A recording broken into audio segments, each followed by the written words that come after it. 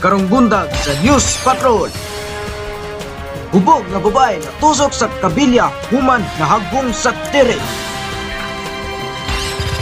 Musunod sa balita, sa kapin 30 kapanimalay sa barangay Inayawan na ugdaw tanan sa sunog. Lalaking motorista patay human mibangga sa kasugat nga motorsiklo. Huwag mga pinakalami ug affordable food matilawan subay sa kadaugan sa Mactan 2025. Kini ug ubang balita sa mayong bundag kapamilya.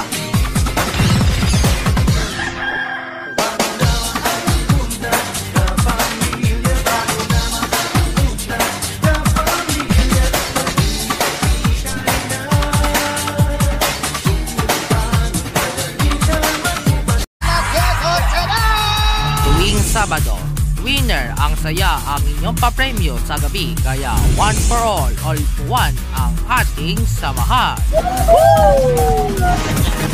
Tignan natin ang laman ng letrang Aya.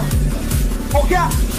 Sama-sama tayong mag-hallway lang na mga Jaggers tuwing Sabado, 7:30 PM sa Tagalog TV.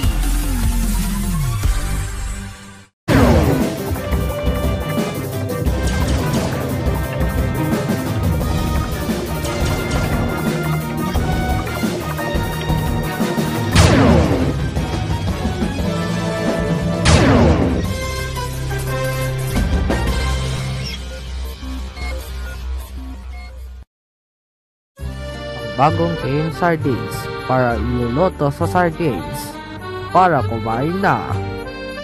Kuya kalimutan niyo po para sa sardinas sa KM Sardines 24 pesos lang.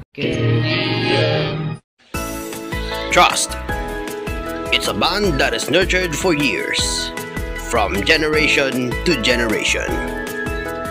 At Asphere, our greatest accomplishment is earning the trust of millions of satisfied users in the Philippines alone, making life cool and comfortable for over 100 years now. Asphere, the air conditioning expert. Tried, tested, trusted by an Asparagos. Ligtasan at justisya ang aming misyon. Ang katarungan ay makakamit kung sama-sama tayo sa tama at tapat na pagkilos. Kakampi na inapi, Erwin Tulfo. Benhar Avalos, tama at tapat na pagkilos. Mga kakampi ng inapi. Wow, ang saya.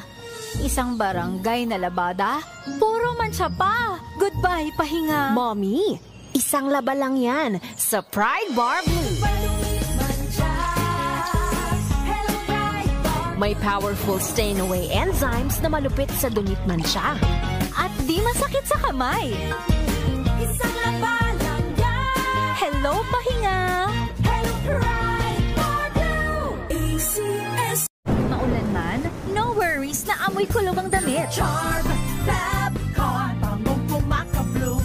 Tanggal amoy kulog sa bango ng charm. Kaya gamit ko Charm Fabcon with Bloom Fresh technology kills 99.9% of kulob-causing bacteria. May aroma burst pa of thousands of flowers and berries. Ang sampay sa loob, no amoy kulob. Kumakabloom sa Charm! Charm Fabcon. ACS.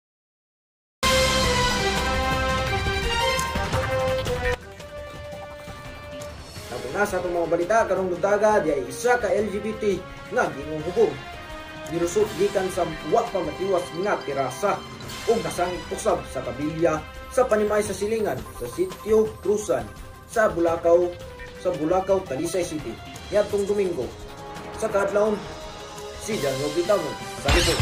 Ang rescue miabot og 2 ka oras sa pagsakop sa Bulacau Life Case Emergency Team. Mga sakop sa Talisay City Disaster Risk Reduction and Management Office